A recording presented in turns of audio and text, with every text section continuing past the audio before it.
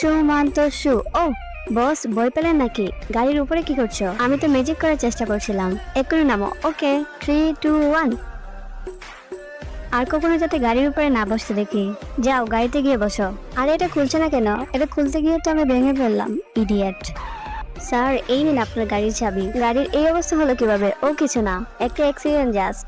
তুমি ওইটা ঠিক করে নিয়ে আসো। জি স্যার, এক্ষুনি যাচ্ছি। এই খবরদার ধরবে না, আমি খুলে দিচ্ছি।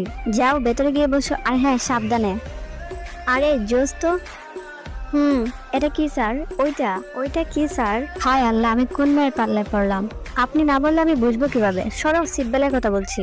বস তো আমার অনেক কাছে চলে আসছে, আমার এরকম লাগছে কেন? হয়েছে আপনার সিট বেল্ট বাঁধা?